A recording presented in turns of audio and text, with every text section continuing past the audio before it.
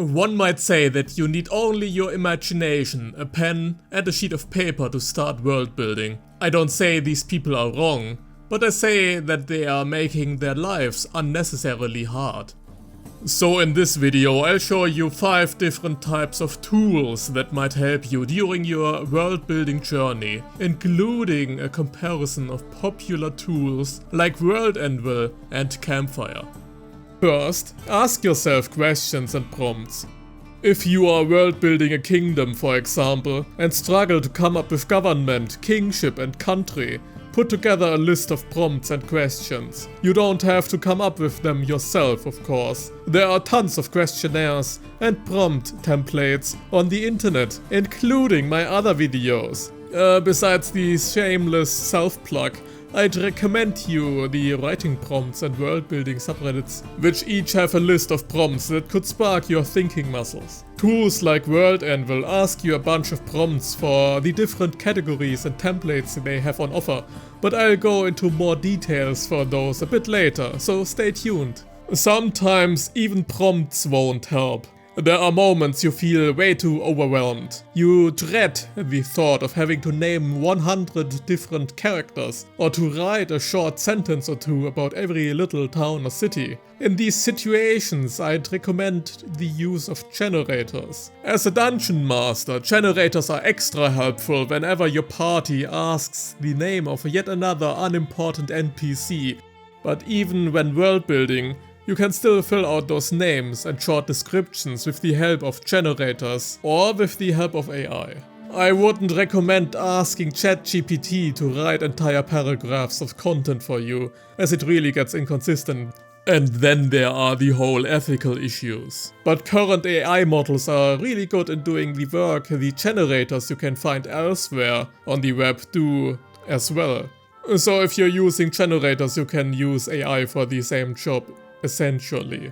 Besides ChatGPT and other AIs, there are several generators I'd recommend. I'll link a bunch of them in the description, of course. A big honorable mention is the fantasy name generator that has countless of different names on the list for already existing properties and IPs. For currently existing nations and cultures, names to create your own nations and cultures, and much more. Besides that, Donjon is a great source of generators, especially for dungeon masters. But their world generation tools are really great to help you with your world's layout as well. Speaking of world generation, maps. The greatest maps are made without any map making tool. Traditionally, you of course only need a pen and paper. But digitally, there are several photo manipulation softwares and other tools out there.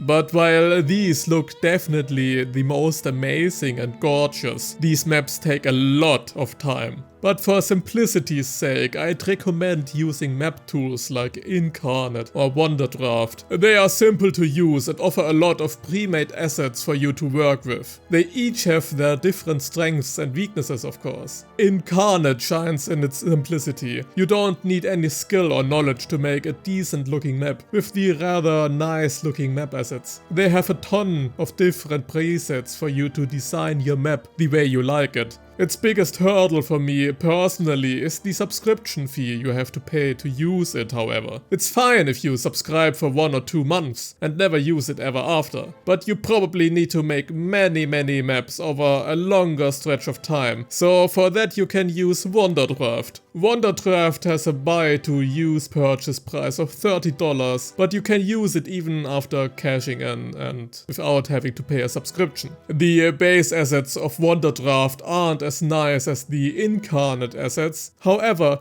there is a fairly active community of asset creators for Wonderdraft, as well as its sister dungeon making tool Dungeondraft. The biggest flaw of Wonderdraft is that it's really only good in making world-sized to regional-sized maps. It's hard to create a good looking map of a smaller, more detailed area, and Wonderdraft breaks the moment you try to make a village, never mind a whole city. However, if you really want to put in the effort and draw a map from scratch, I wouldn't even recommend Photoshop, even if you had the money.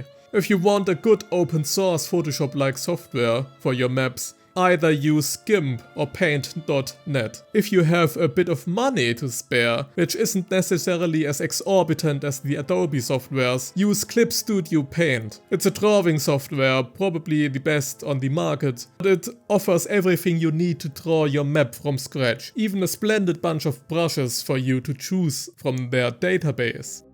Reading up on geography, biology, mythology, theology, anthropology, sociology, psychology, history and all the other sciences out there is hard. And unlike the fluff in between, it's not recommended to use generators or AI for these, as it's the real meat of your world building after all. For that, you sadly have to bite into the sour apple and read at least some basics up yourself. Those who've paid attention in history class have the edge on this one, of course.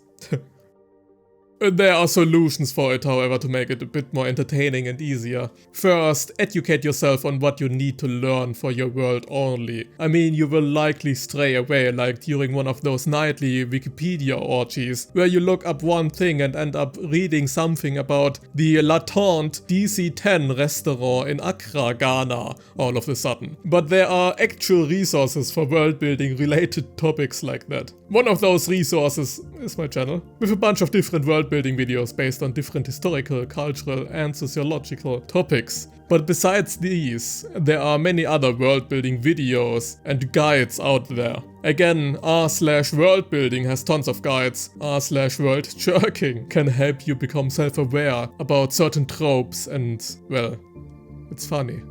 For being adamantly anti-Reddit at times, I sure recommend a lot of Reddit places today. Anyways, long story short, typing your topic followed by the world building tag into YouTube or Google sure helps for your ideas. But what to do with your ideas? You can't keep them just in your head. There are several digital versions of sheet of papers, and I'll compare the digital sheets of paper that might help you with your world building. So the classic digital sheet of paper are office softwares like Microsoft Word, Google Docs, the simple text editor, or anything else you can write stuff on and save. Even more mind map-like, pinboard-like software like OneNote is really helpful to create mindscapes and notes. While they are, of course, the most straightforward option, they have their downsides. It's hard to share your notes with your people. You have to keep your stuff in order yourself, and it's generally stored on your hard drive. Well, technically, Google Docs and Word to some extent are cloud-based, so those can be pulled from any device at least. So let's try some more dedicated software. While there are some more like Fantasia Archive, for example, I'll keep myself focused on Campfire, Obsidian and Worldanvil instead, as they are the three largest and they are the software I'm the most familiar with. Beginning with Obsidian, as it's a bit of the odd one out. Obsidian is more of a planning and writing app, and less specifically for world building alone. You can imagine it like a giant mind map for your library and notes you are taking. A huge encyclopedia that is visually connected between the different parts of your notes. It offers you a website to host your stuff for an extra price, but the base version for personal use is free to use, as it's open source and plugged with hundreds of plugins that may perfectly fit your needs. Campfire is similar to Obsidian, as it uses heavy visualization to keep your different bits connected. It's really intuitive to use and lets you directly connect different pieces of your notes so you have them on hand, as it's primarily a writing tool. There are countless modules for you on offer, one of the most central modules being a writing module for you to write your books that lets you directly connect different paragraphs and chapters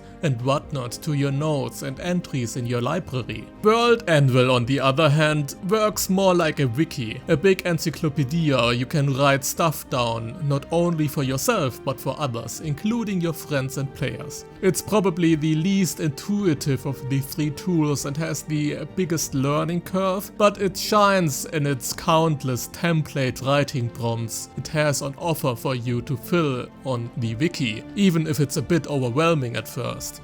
Each of these pieces of software have their own pros and cons, but they are primarily suited to different audiences of world builders, even if I'd recommend all of them. Obsidian is probably the best all-rounder and has the best database tool. Its mind map-like structure and connection is genius, and well, it's free, so probably the best to start with. Campfire, on the other hand, is the best suited for writers and aspiring authors. If you want to write a book, Campfire is your go-to tool to keep your world building and your writing closely linked together. It does have a subscription, but it's only necessary if you heavily use Campfire. For more minor stuff, the free tier is absolutely enough. Lastly, Worldanvil. Worldanvil is a dream for any dungeon master out there, or anyone else that wants to share the nodes of their world to their friends or the rest of the world. Its prompts and templates are the hidden gem of the feature, as they really help you whenever you are filling out the template you clicked on. But to really appreciate Worldanvil, you need their subscription compared to the other softwares the most. Even if the free tier is still enough for minor stuff, with less than 125 articles and less than 20 drafts. Anyways, don't forget the best world building tool, which is the Worldbuilding Sage YouTube channel. Subscribe for more world building videos in the future. See ya!